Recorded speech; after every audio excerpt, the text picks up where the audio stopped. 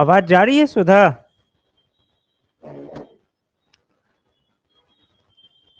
आवाज जा रही है?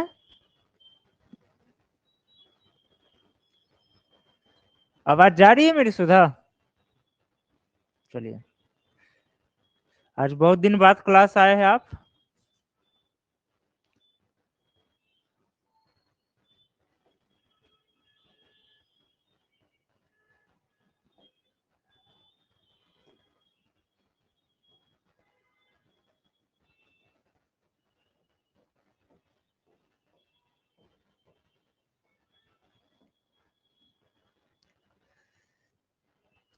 आज हम लोग पढ़ेंगे शासन किसे कहते हैं, शासन क्या है, शासन में कौन कौन क्या क्या चुनौतियां हैं, चैलेंजेस क्या है, उसके कितने अंग हैं और उनके अंगों के बारे में हम लोग विस्तार पूर्वक से पढ़ेंगे। तो सबसे पहले हम लोग पढ़ते हैं शासन से क्या समझते हैं। सामान्य शब्द में अगर कहे, अगर जनरल वर्ड में समझे तो राज करने को शासन कहते हैं। अगर सामान्य शब्दों में कहा जाए तो शासन क्या है, राज करने को शासन कहते हैं। ठीक है, बोर्ड सही से दिख रही है ना? राज करने को शासन कहते हैं। लेकिन राजनीति शास्त्र के भाषा में शासन का परिभाषा थोड़ा इससे हट जाता है। शासन क्या क्या है कि जो उम्मीदों को पूरा करता है, वह व्यवस्था जो उम्मीदों को पूरा करता है, जो आप किसी से उम्मीद किए हैं, किसी पर से उम्मीद लगाए हुए हैं, शक्ति को प्रदर्शित करता है, पावर को प्रदर्शित करता है, जो उम्मीदों को पूरा करता है, जिस व्यवस्था के तहत जो शक्ति को प्रदर्शित करता है या शक्ति देता है, पावर देता है, इन सब को क्या कहते हैं, शासन कहते हैं। ठीक है, तब है कि शासन का कितना क्या क्या चुनौती है, शासन की चुनौतियां। सबसे पहला सवाल हो जाता है शासन की चुनौती। शासन का जो चुनौती है हम लोग पहले भी पढ़े थे, पहले की भी क्लास में बता चुके हैं। कितने चुनौती है शासन का?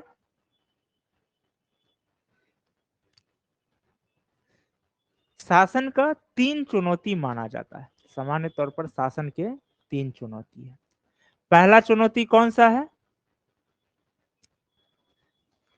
पहला चुनौती कौन सा है? आवाज जा रही है ना मेरी सही से? आवाज जा रही है? हेलो, आवाज जा रही है सभी को सही से?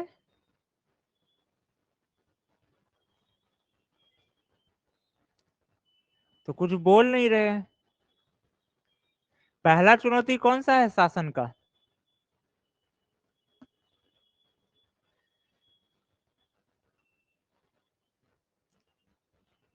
कानून का निर्माण करना।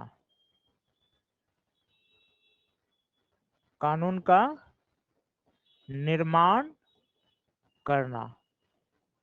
कानून का निर्माण करना, making of rule, to make a rule. ठीक है, अब जो कहिए मेकिंग ऑफ, ये क्या है? पहला चुनौती है, ये फर्स्ट चैलेंज है, कानून का निर्माण करना शासन में।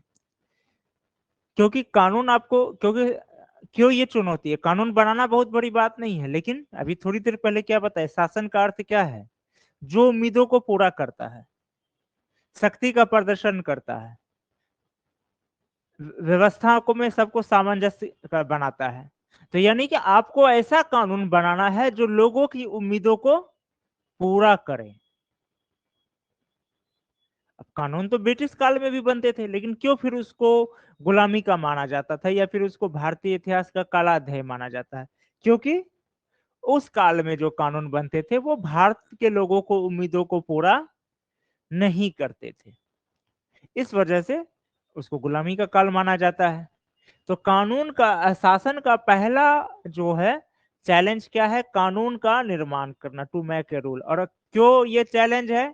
क्योंकि शासन का अर्थ ही क्या, जो लोगों की उम्मीदों को पूरा करे। सामान्य शब्द में सही है, शासन करने का अर्थ राज करना माना जाता है, लेकिन सामान्य लोगों के लिए, राजनीति शास्त्र में नहीं। राजनीति शास्त्र में शासन का अर्थ हो गया जो लोगों की उम्मीदों को पूरा करे, जो लोगों को क्या करे, विश्वास बनावाए। शासन का अर्थ यही है, आपस में व्यवस्था में सबको सामंजस्य रखे, करे, शक्ति का प्रदर्शन करे। तो आपको ऐसा कानून बनाना है जो लोगों की उम्मीदों को पूरा कर रहा है। तो इसलिए ये पहला चैलेंज है। अब इस चैलेंज को पूरा करने के लिए शासन का जो अंग बना, इस चैलेंज को पूरा करने के लिए शासन का जो अंग बना है, देखिए इधर चैलेंज है, इधर चैलेंज कर रहे हैं और इधर अंग, बॉडी, ठीक है। तो इस चैलेंज को पूरा करने के लिए जो शासन का अंग बना, उसका क्या नाम दिया गया? उसी का नाम दिया गया विधायिका। क्या दिया गया? विधायिका। अब जिसको अंग्रेजी में लेजिस्लेचर कहते हैं। अलग अलग देशों में विधायिका का अलग अलग प्रकार हो सकता है। जैसे भारत में विधायिका का प्रकार अलग है, स्विट्जरलैंड में अलग है, अमेरिका में अलग है। विधायिका का जो स्वरूप है, प्रारूप है, वो अलग अलग दिख सकता है। लेकिन हर देश में और हर व्यवस्था में, लोकतंत्र में जैसे विधायिका का स्वरूप अलग होता है, राजतंत्र में अलग होता है, गुटतंत्र में अलग होता है। जिन देशों में किसी पार्टी का शासन चलता है वहां विधायिका का स्वरूप अलग होता है, यानी विधायिका का जो फॉर्मेशन किया जाता है उसका तरीका अलग होता है, लेकिन काम सबका एक ही है। क्या है? कानून का निर्माण करना। चाहे वो लोकतंत्र में करे, राजतंत्र में करे, गुटतंत्र में करे, किसी में भी करे, काम सबका यही होगा। अब देखते हैं दूसरा चैलेंज। अब इसमें हम लोग दूसरा चैलेंज देखते हैं। दूसरा चैलेंज क्या है? जो कानून बना है, विधायक का जो कानून बनाया, ये जो कानून बनाया, अब इसको कानून को लागू करना, कानून को लागू करना, ये इसका दूसरा।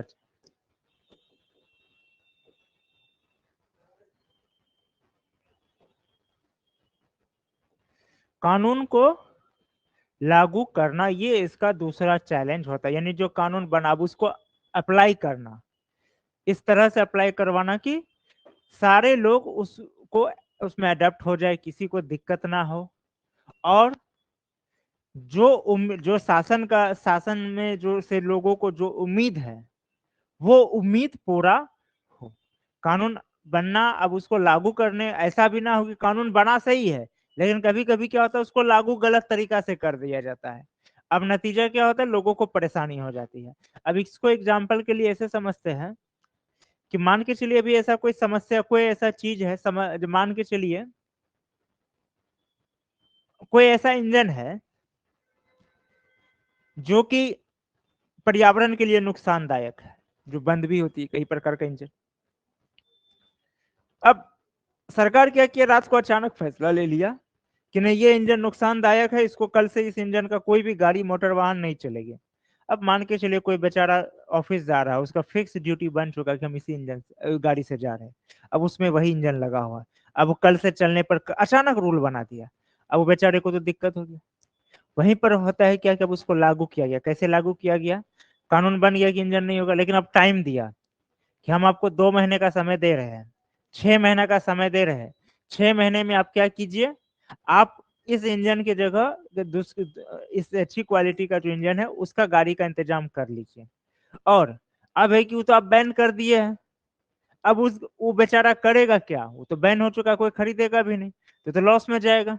कोई कल ही खरीदा था वो गाड़ी बेचारा, तो उसको रिकवर कर सके इसका भी इंतजाम कीजिए कि नहीं, अगर हाल फिलहाल में जो बेचा खरीदा है, जो एक आध महीना पहले, कंपनी उससे ले और नए क्वालिटी का जो होता है उसी रेट पे दे, और अगर किसी का पुराना है तो उसको भी ले, और कंपनी उसको कुछ ना कुछ ऑप्शन दे।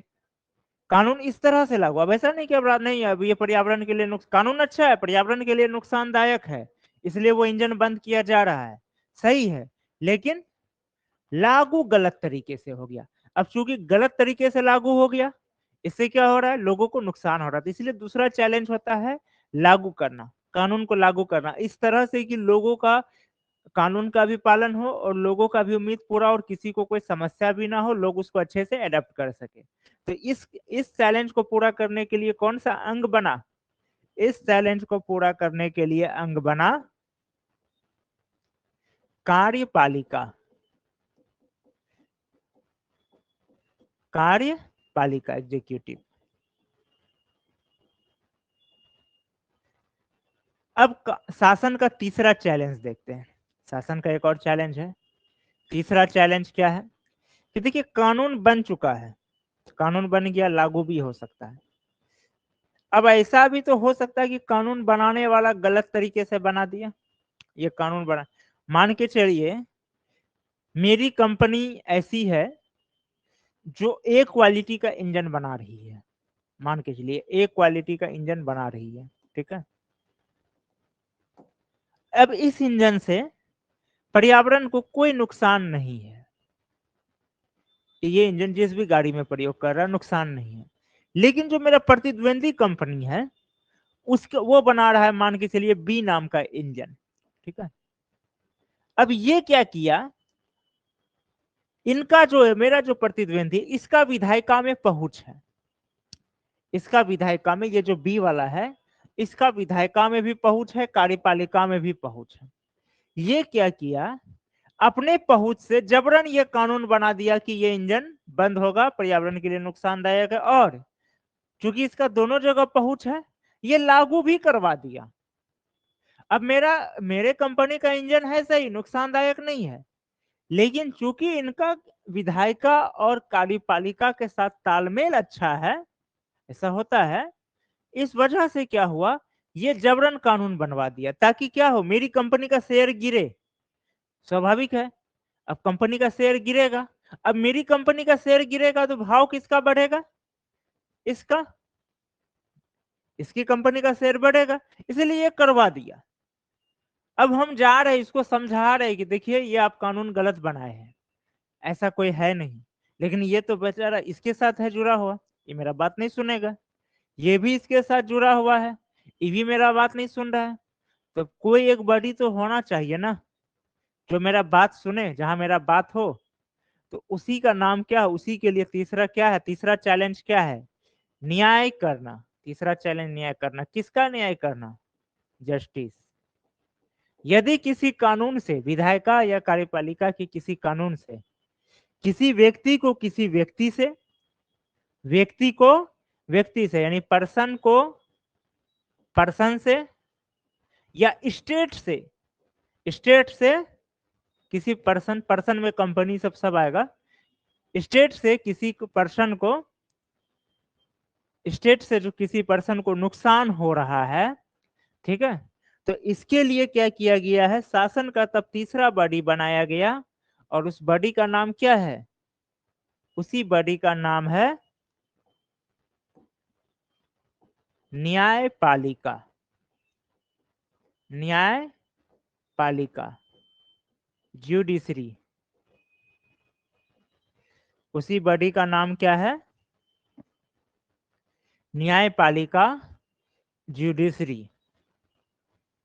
ये शासन का जो तीसरा बॉडी हो गया ये, ठीक है। तब हम लोग देखिए पहला चैलेंज क्या है, कानून का निर्माण करना, पहला चैलेंज हो गया कानून का निर्माण करना, और इसके लिए कौन सा अंग बना शासन का, विधायिका। दूसरा चैलेंज कानून को लागू करना, इसके लिए कौन सा बना, कार्यपालिका। तीसरा न्याय करना, चाहे इस कानून से यदि किसी पर्सन को पर्सन से शोषण हो रहा है, स्टेट से किसी पर्सन को शोषण हो रहा है, उसका अधिकार छीना जा रहा है, तो इसके लिए कौन सा अंग बना, न्यायपालिका ज्यूडिशरी। तो इसी वजह से शासन के कितने अंग होते हैं, तीन अंग होते हैं, विधायिका, कार्यपालिका, न्यायपालिका, लेजिस्लेचर, एग्जीक्यूटिव एंड ज्यूडिशरी। यहां तक समझ में आ गई, कोई सवाल यहां तक, यहां तक कोई सवाल है,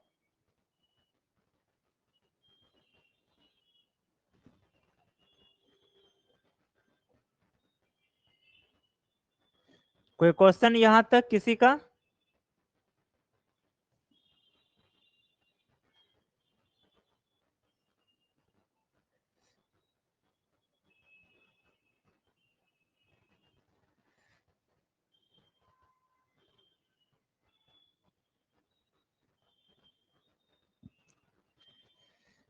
आवाज जा रही है ना मेरी सही से सभी को, आवाज जा रही है सही से? ये सब क्लास ओपन करके सो गए हैं?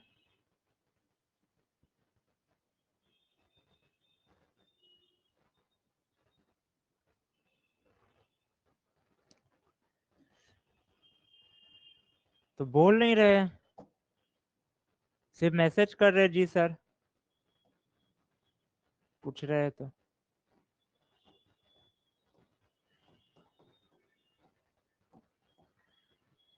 विधायिका, लेजिस्लेचर, थोड़ी देर पहले ही हम लोग पढ़े। इसका काम क्या है? कानून को बनाना, ठीक है, कानून को बनाना। अब कानून बनाने का भी कई तरह का होता है, जैसे राजतंत्र होता है, ठीक है, जो पहले राजतंत्र व्यवस्था जो था, मोनार्की सिस्टम, राजतंत्र में, मोनार्की सिस्टम में ऐसा देखा जाता था कि दो बातें होती थी।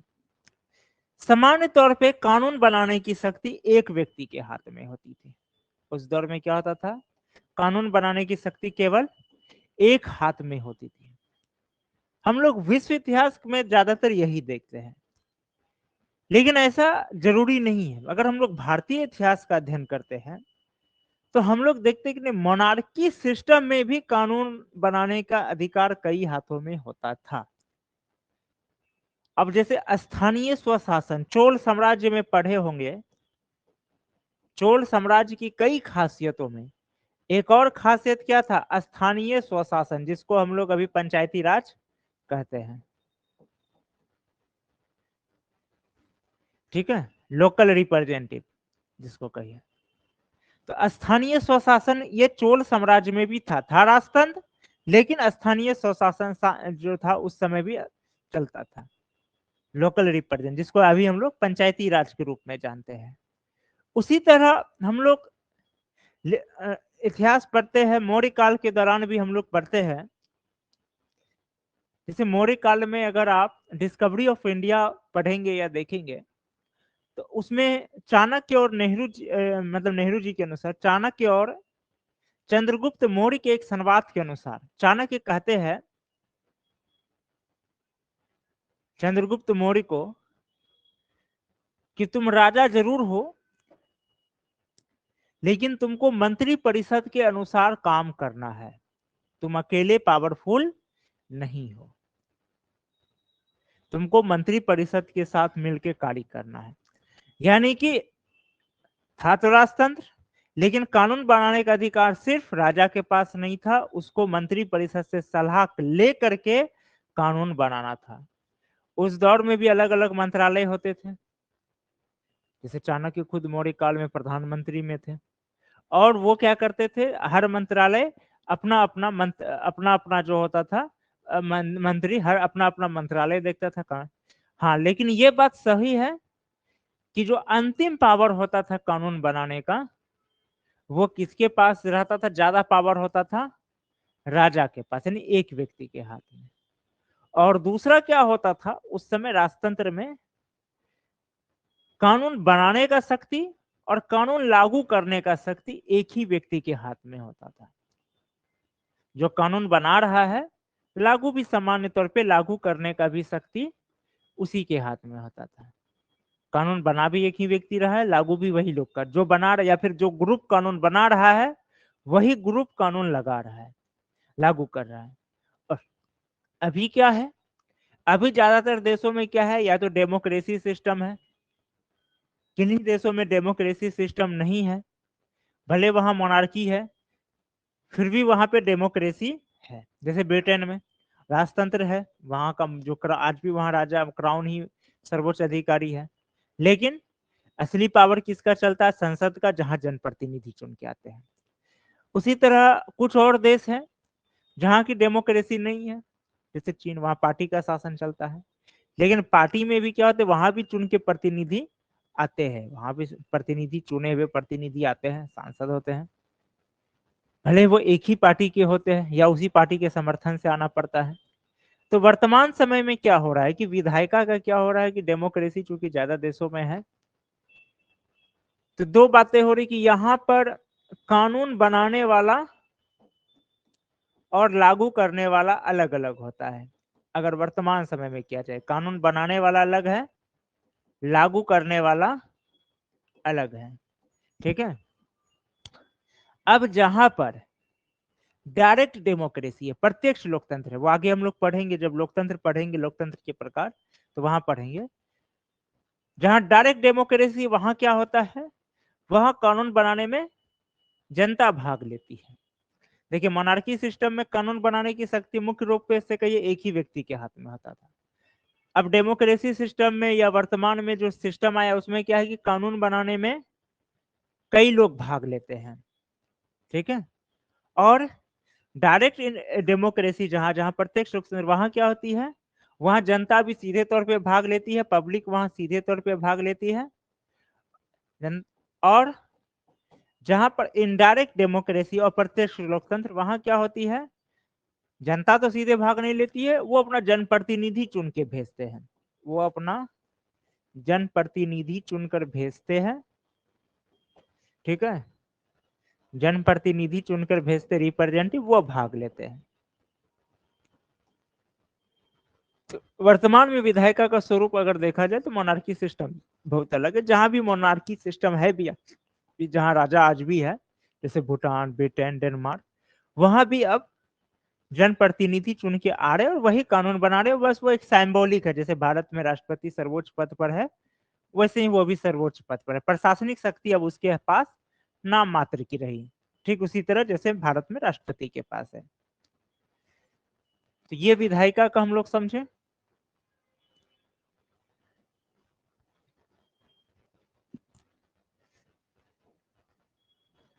अब हम लोग चलेंगे कार्यपालिका।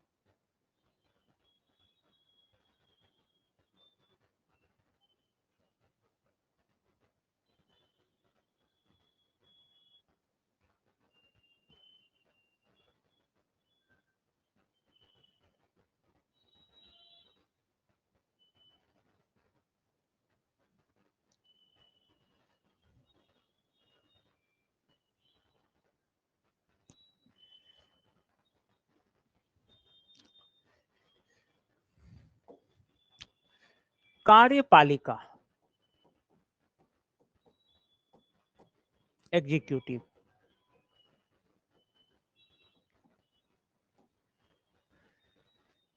कार्यपालिका का दो स्वरूप होता है।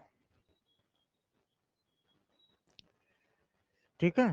कार्यपालिका का दो स्वरूप है। पहला कौन सा है, जनरली स्टूडेंट यही कहते हैं, अध्यक्षात्मक संसदीय, जबकि ये गलत है।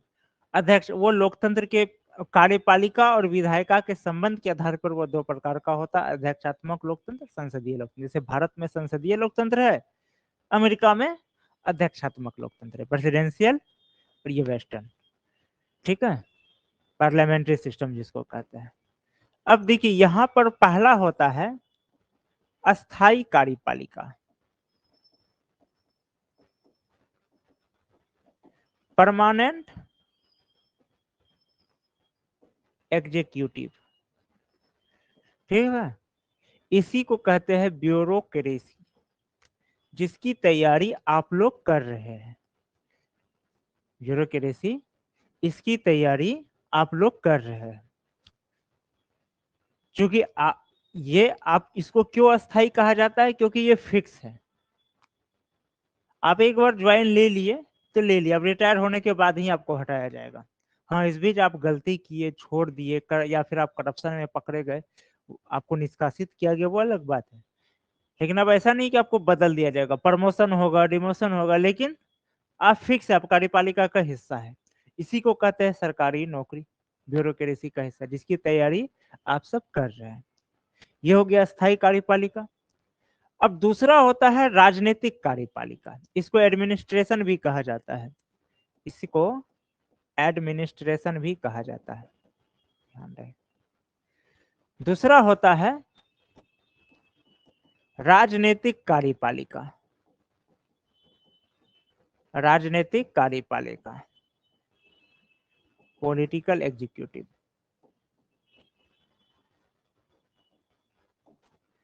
राजनीतिक कार्यपालिका, पॉलिटिकल एग्जीक्यूटिव, इसको जो है अस्थायी कार्यपालिका भी कहते हैं, अस्थायी कार्यपालिका,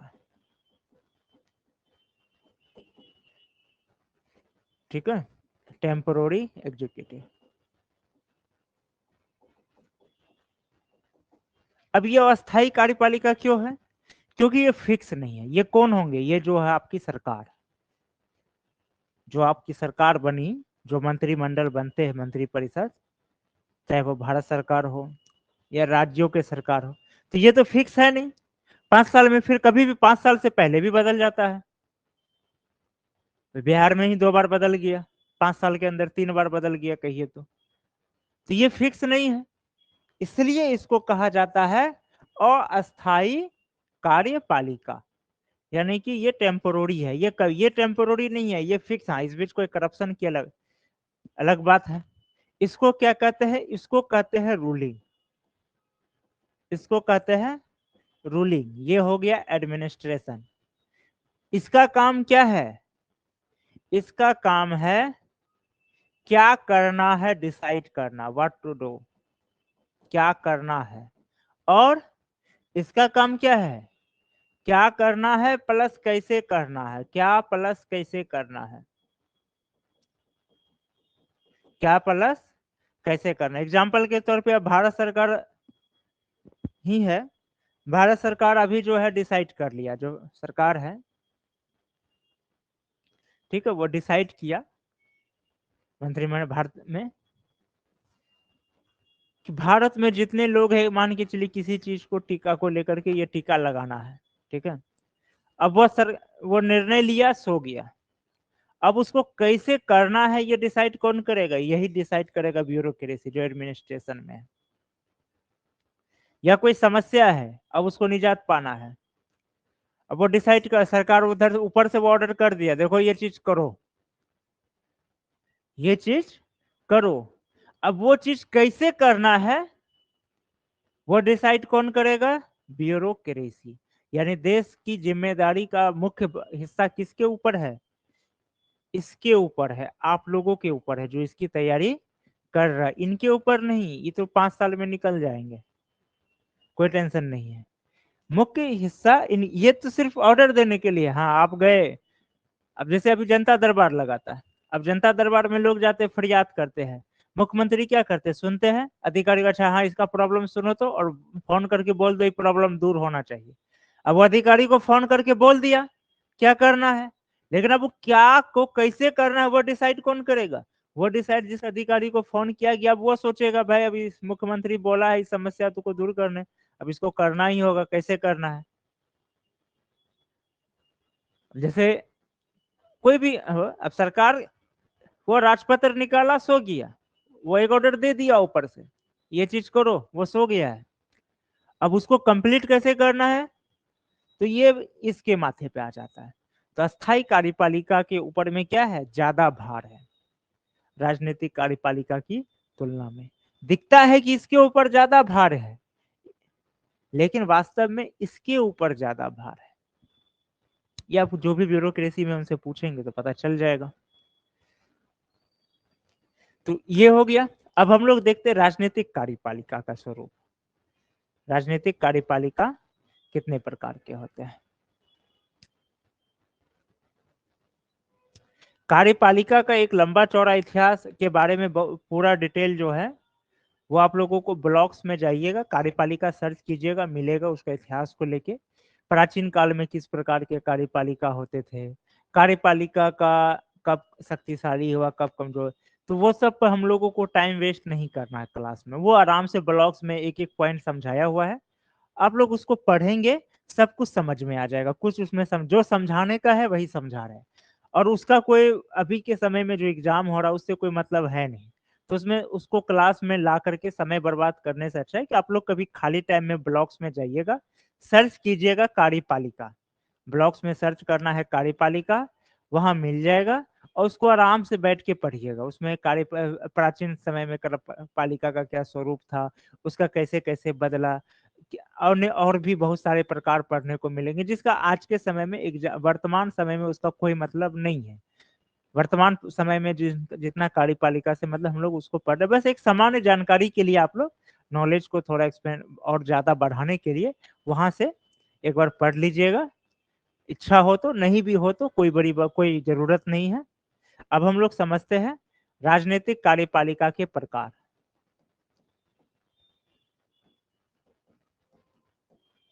जिसको अस्थायी कार्यपालिका भी कहते हैं। ठीक है, पॉलिटिकल एग्जीक्यूटिव। वर्तमान समय में इसका 4 प्रकार देखा जाता है पॉलिटिकल एग्जीक्यूटिव का। कितना? 4। सबसे पहला अध्यक्षात्मक, ठीक है, अध्यक्षात्मक प्रेसिडेंशियल। दूसरा संसदीय, पार्लियामेंट्री। तीसरा दोहरी, ठीक है, ड्यूल। चौथा बहुल, प्लुरल। हम लोग अब एक एक करके सबके बारे में समझते हैं, ये चारों के बारे में। तो सबसे पहले समझते हैं अध्यक्षात्मक कार्यपालिका। ठीक है, अध्यक्षात्मक कार्यपालिका क्या है? तो अध्यक्षात्मक कार्यपालिका होता है जहां की कार्यपालिका जो होगा, अध्यक्षात्मक में क्या होता है कि यहां पर संवैधानिक शक्ति या संवैधानिक प्रमुख, प्रशासनिक प्रमुख एक ही व्यक्ति होता है। संवैधानिक प्रमुख, प्रशासनिक प्रमुख एक ही होगा, ठीक है, एक ही व्यक्ति। इसका खासियत क्या है? संवैधानिक और प्रशासनिक, संवैधानिक, कॉन्स्टिट्यूशनल, प्रशासनिक, कॉन्स्टिट्यूशनल, एडमिनिस्ट्रेशन।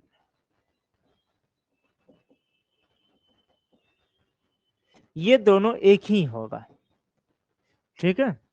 ये जैसे अमेरिका में एक ही है, वहां पर जो संवैधानिक प्रमुख है उसी का मंत्रिपरिषद उसी का है, और उसी के अंडर में मंत्रिपरिषद चलता है। इसके अलावा यहाँ क्या होगा, यह विधायिका से मुक्त होता है। ये क्या होता है? विधायिका से ये फ्री होता है, विधायिका से मुक्त होता है।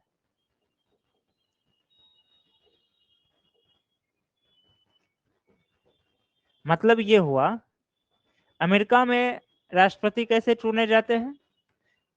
डायरेक्ट पब्लिक चुनता है। वहां के जो जनप्रतिनिधि है वो नहीं चुनते, वहां डायरेक्ट पब्लिक डिसाइड करता है कि ये व्यक्ति वहां पर खड़ा होता है, सीधे राष्ट्रपति पे खड़ा हुआ, और डायरेक्ट पब्लिक डिसाइड करता है। यहाँ राष्ट्रपति पे कौन चुनता है? जो हमारे जनप्रतिनिधि है, जो हमारे सांसद है, विधायक है, वो लोग चुनते हैं। वहां ऐसा नहीं, वहां डायरेक्ट पब्लिक चुनता है। सांसद विधायक नहीं, वहां डायरेक्ट पब्लिक चुनता है, डायरेक्ट पार्टी से चुना जाता है। यहाँ पे जो चुने जाते हैं सामान्य तौर पे उसका किसी राजनीतिक पार्टी से संबंध नहीं होता है। अगर होता भी है तो राष्ट्रपति पद ग्रहण करते ही उसको त्यागना पड़ता है, वहां से रिजाइन करना पड़ता है। अमेरिका में ऐसा नहीं, वो डायरेक्ट पार्टी से जुड़ा होता है। वो वहां पर पार्टी का, हाँ ये पार्टी से ये प्रतिनिधि है, ये पार्टी से ये प्रतिनिधि है, पब्लिक डिसाइड करे, वहां पे डायरेक्ट हो रहा है। भारत में ऐसा नहीं हो रहा है। यहाँ पर जो हमारे रिप्रेजेंटेटिव है वो चुन रहे हैं। उसके बाद भारत में जो प्रशासनिक प्रमुख होता है वो कौन होता है? प्रधानमंत्री। उसको भी कौन चुन रहा है? या फिर प्रशासनिक प्रमुख राज्यों में कौन होते हैं? मुख्यमंत्री। उसको भी कौन चुन रहा है? हमारे रिप्रेजेंटेटिव चुन रहे हैं। आप प्रधानमंत्री को चुनने नहीं जा रहे, वैसे कहने के लिए कह रहे हैं कि हाँ इस पार्टी से ये उम्मीदवार, इस पार्टी से ये हमको पसंद है, लेकिन आप चुन किसको रहे हैं? एमपी को। एग्जाम्पल के तौर पे 2019 में लोग किसको ज्यादा बहुमत दिए? बीजेपी को, नरेंद्र मोदी को, मुख्य रूप से नरेंद्र मोदी को कहिए। लेकिन आज एमपी बीजेपी के अगर आधे से ज्यादा एमएलए नरेंद्र मोदी से अपना समर्थन हटा ले, किसी और को दे दे, बीजेपी में ही किसी और को दे दे, नितिन गडकरी को दे दे, अमित शाह को दे दे, ऐसा होगा नहीं, एग्जाम्पल के लिए बोल रहे, या हो भी सकता है, राजनीति है। तो वहां क्या होगा? वापस नरेंद्र मोदी, भले उसके नाम पर वो चुनाव लड़ा गया, लेकिन नरेंद्र मोदी को पद से हटना पड़ेगा। अमेरिका में ऐसा नहीं है, वहां पर एक बार राष्ट्रपति चुना गया, अब उसको हटाने के लिए क्या करना होगा? महाभियोग प्रक्रिया लाना होगा। भारत में नरेंद्र मोदी को हटाने के लिए महाभियोग प्रक्रिया का कोई जरूरत नहीं, बस एमपी लोग अपना समर्थन हटा ले, वह हो गया, सरकार अल्पमत में आएगी, गिर जाएगी अपने आप, कोई जरूरत नहीं है। लेकिन अमेरिका में ऐसा नहीं है। अमेरिका में आपको यदि राष्ट्रपति को हटाना है, महाभियोग का प्रक्रिया होगा, और अगर राष्ट्रपति हट भी जाता है तो जो उपराष्ट्रपति है वो राष्ट्रपति पे चला जाएगा। अगर अमेरिका में राष्ट्रपति हट गया, फिर उपराष्ट्रपति राष्ट्रपति का कार्य का करेगा, फिर चुनाव बाद में ही होगा।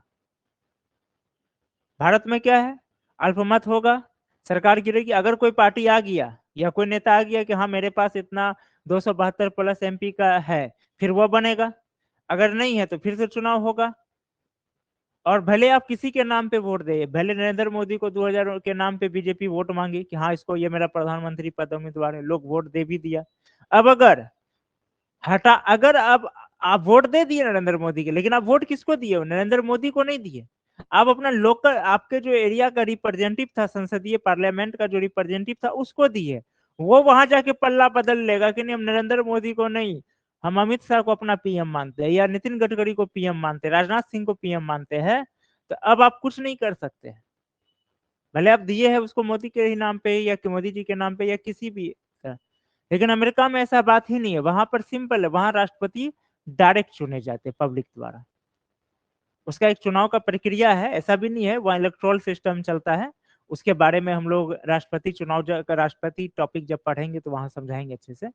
इलेक्ट्रोल सिस्टम चलता है, और वहां जो चुन गया, अब ऐसा नहीं है कि वहां के जो सांसद है वो हटा दे, ऐसा नहीं होगा। भारत में चाहे तो हटा सकता है। और भारत में राष्ट्रपति का भी चुनाव कौन करते हैं? हम और आप नहीं कर रहे, वो हमारे रिप्रेजेंटेटिव ही कर रहे हैं। तो यही है अध्यक्षात्मक। यहाँ क्या होता है? संवैधानिक और प्रशासनिक प्रमुख एक होता है, और ये विधायिका से मुक्त होता है। विधायिका से मुक्त का मतलब ये नहीं कि उसका कोई जवाबदेही नहीं है, विधायिका सवाल नहीं कर सकती, बिल्कुल सवाल कर सकती, सवाल जवाब करेगी, लेकिन हटा नहीं सकती। उसको हटाने के लिए क्या होगा? एक महाभियोग प्रक्रिया है, वो एक संवैधानिक प्रक्रिया है अमेरिका में, जैसे भारत में है। वो प्रक्रिया पास होगा तो ठीक है, भारत में उसकी जरूरत नहीं है। भारत में जो आपका जो कार्यपालिका का यानी प्रशासनिक हेड कौन है? प्राइम मिनिस्टर, उसको हटाने के लिए ऐसा नहीं है। तो इसमें क्या होगी? आप संसदीय का समझ गए। यहाँ क्या होगा? संवैधानिक प्रमुख कोई और होगा, जैसे भारत में राष्ट्रपति, ब्रिटेन में क्राउन, संवैधानिक प्रमुख कोई और है, ठीक है। और प्रशासनिक प्रमुख, एडमिनिस्ट्रेशन प्रमुख कोई और है, ठीक है, ये कोई और होगा। यहाँ पे कॉन्स्टिट्यूशनल हेड कोई और है भारत में, और एडमिनिस्ट्रेशन हेड कोई और है। और ये जो हेड है, इसका चयन कौन करता है? इसका चयन करे, ये इसको किसका समर्थन चाहिए? विधायिका का चाहिए। यानी कि समझिए, प्रधानमंत्री का नियुक्ति भारत में कौन करता है? राष्ट्रपति करता है।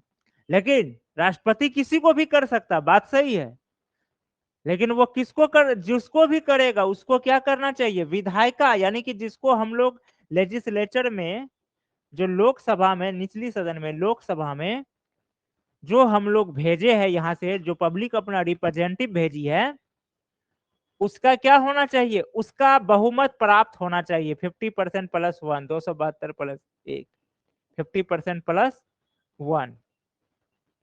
यदि ये विधायिका नहीं से समर्थन प्राप्त नहीं है तो वो प्रधानमंत्री नहीं बना जा सकता। इसलिए राष्ट्रपति किनको बनाता है? जिसको कि देखता है कि वे समर्थन प्राप्त है, क्योंकि जानता हम बना भी देंगे तो कुछ दिन रहेगा, फिर वहां से शक्ति प्रदर्शन होगा, गिर जाएगा, मुफ्त में मेरा किरकिरी हो जाएगा, मजाक उड़ जाएगा। तो इसलिए वो उसी को बनाता है जिसके पास समर्थन होता है। तो समझ गए, अध्यक्षात्मक और संसदीय मंत्र। यहाँ क्या होगा?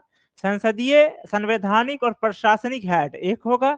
यहाँ पे संवैधानिक और प्रशासनिक हेड अलग होता है, जैसे भारत में राष्ट्रपति, सॉरी भारत में राष्ट्रपति, ब्रिटेन में क्राउन।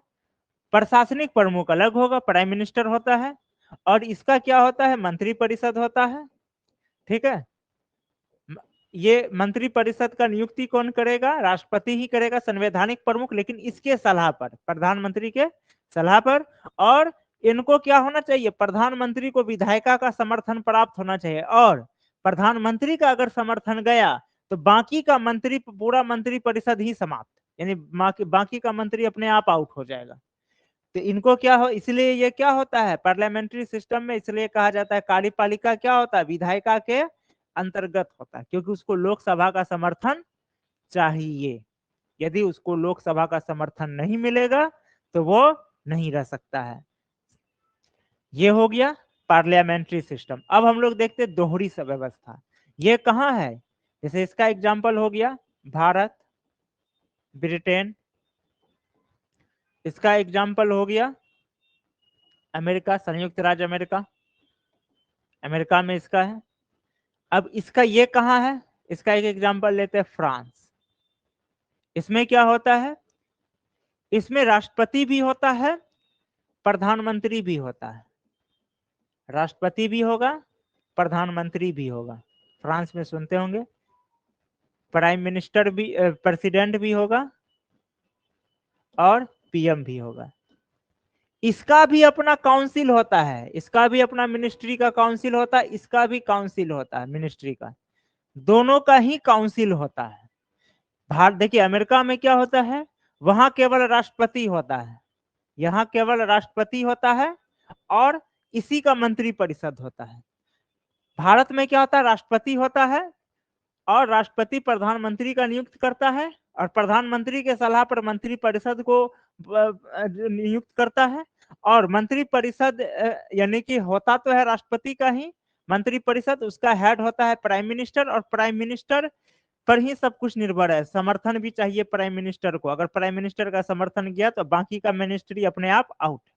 ठीक है, और यानी कि ये पूरा का पूरा प्राइम मिनिस्टर सहित पूरा का पूरा मिनिस्ट्री ऑफ काउंसिल क्या करता है, तो ये जो मंत्री परिषद है, काउंसिल ऑफ मिनिस्टर्स है, तो ये क्या करता है, ये राष्ट्रपति के लिए राष्ट्रपति के नाम पे कार्य करता है। यहाँ पर क्या है, राष्ट्रपति के नाम पर राष्ट्रपति ही कार्य करता है, राष्ट्रपति के नाम पर राष्ट्रपति कार्य करता है। यहाँ पर क्या है, राष्ट्रपति के नाम पर यानी संवैधानिक प्रमुख के नाम पे कौन काम करता है, प्रशासनिक प्रमुख, कौन, प्रधानमंत्री और उसके मंत्री परिषद, वह कार्य करता है।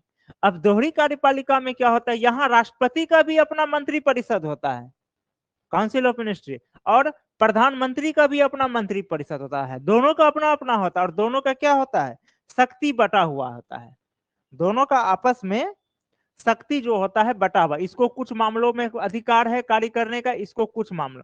राष्ट्रपति का जो यहाँ पे चुनाव होता है वो कैसे होता है, वो बिल्कुल होता है अमेरिकी स्टाइल में, दोहरी में राष्ट्रपति का चुनाव अमेरिकी स्टाइल में और प्रधानमंत्री का चुनाव भारतीय स्टाइल में, यानी कि जो रिप्रेजेंटेटिव होते हैं, जो सांसद जो चुन के जाते हैं पार्लियामेंट में, उनके देश के पार्लियामेंट में, वो चुनेगा प्रधानमंत्री को। और राष्ट्रपति का चुनाव कैसे होगा, बिल्कुल अमेरिकी स्टाइल में। इसलिए इसको कहा जाता है ड्यूल एग्जीक्यूटिव, दोहरी कार्यपालिका।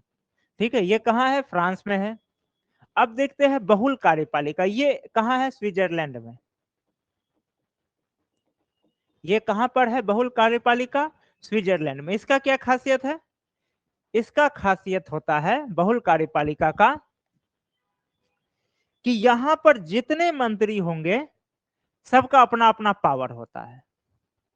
सबका अपना पावर का मतलब क्या होता है, देखिए अमेरिका में राष्ट्रपति है, मंत्री परिषद भी उसी के अंडर में काम करता है और उसी के नाम पर, उसी के अंतर्गत, उसी के डायरेक्शन में सब कुछ वही है। अब जिस मंत्री को चाहे अमेरिका का राष्ट्रपति हटा सकता है, बदल सकता है, और जिसको चाहे नहीं।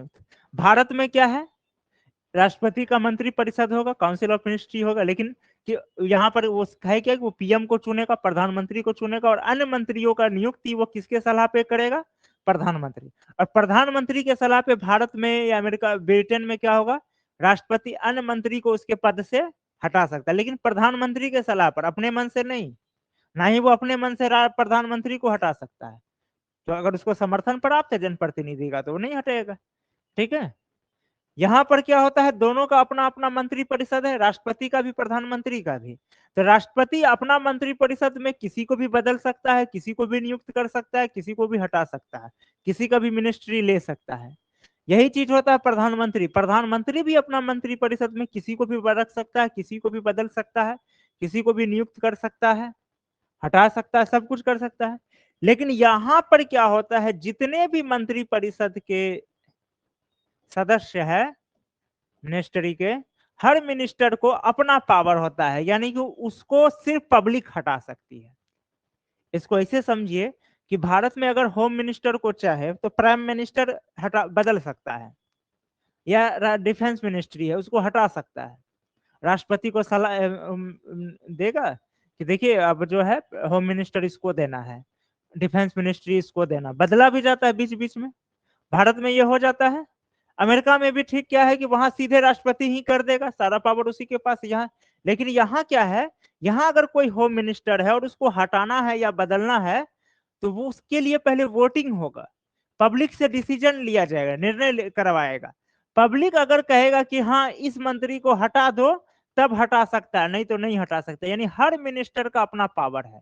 ये इंडिया में नहीं है। इंडिया में प्राइम मिनिस्टर तक ठीक है, प्राइम मिनिस्टर को जब तक उसको जनप्रतिनिधि का समर्थन है तो राष्ट्रपति कुछ नहीं कर सकता है। और बाकी मंत्री को अगर राष्ट्रपति पसंद भी कर रहा है तब भी प्रधानमंत्री के सलाह पर उसको हटाना ही होगा। यहाँ पर क्या है कि नहीं, वहां पब्लिक डिसाइड करेगी। जो बहुल कार्यपालिका है, ये जो स्विट्जरलैंड में है, यहाँ पर क्या होगा, पब्लिक डिसाइड करेगी। अगर होम मिनिस्ट्री को हटाना है, होम मिनिस्टर को, तो पब्लिक तय करेगी कि उसको हटाए कि नहीं हटाए। इसलिए इसको कहा जाता है बहुल कार्यपालिका, यानी कि हर एक मिनिस्टर को अपना पावर है। तो यही अंतर है इन चारों एग्जीक्यूटिव में। तो वर्तमान समय में जितने भी कार्यपालिका का स्वरूप देखा जाता है भिन्न भिन्न देशों में, यही चारों में से कोई एक होता है। ऐसे एग्जाम्पल के लिए यहाँ एक दो नाम लिया गया है, लेकिन हर देश में लगभग इसी प्रकार का कोई ना कोई स्वरूप मिलेगा। चाहे ये मिलेगा, चाहे ये मिलेगा। ये तो मात्र एक देश में है, स्विट्जरलैंड, क्योंकि प्रत्यक्ष लोकतंत्र ही एक देश में है।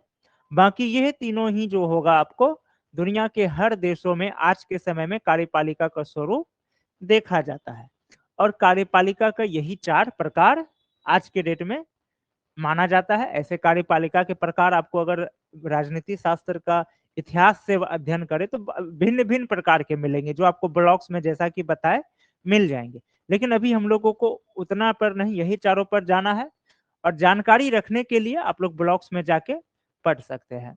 ठीक है, आज का क्लास हम लोग यहीं करते हैं, क्योंकि ज्यादा लंबा पढ़ाने पर पता चला कुछ भी याद नहीं रहा। आज हम लोग यहीं तक है। कल अब हम लोग पढ़ेंगे न्यायपालिका का स्वरूप। दुनिया न्यायपालिका कितने प्रकार के होते हैं, दुनिया में जो विधि होते हैं, विधि कितने प्रकार के होते हैं, जैसे लोक विधि, ईश्वरीय विधि, इस तरह के धर्म जो होते हैं, एक होते हैं धर्म तंत्र चलता है। ये सब विभिन्न प्रकार के जो होते हैं विधि, सकारात्मक विधि, प्राकृतिक विधि, इन सब का अध्ययन कल हम लोग करेंगे कि कितने प्रकार के विधि होते हैं। यानी कि जो शासन का जो तीसरा अंग है न्यायपालिका, इसके बारे में हम लोग कल विस्तार से जुडिशरी के बारे में पढ़ेंगे, कितने प्रकार के होते हैं। और फिर तब हम लोग चलेंगे शासन के विभिन्न स्वरूप, जैसे लोकतंत्र, गणतंत्र, राजतंत्र, ये सब पढ़ेंगे। फिर लोकतंत्र को पढ़ेंगे, लोकतंत्र के प्रकार ये सब। फिर धीरे धीरे हम लोग संविधान की ओर इन करेंगे। तो आज का क्लास यही एंड कर रहे हैं। कोई क्वेश्चन, कोई क्वेश्चन आज के टॉपिक से?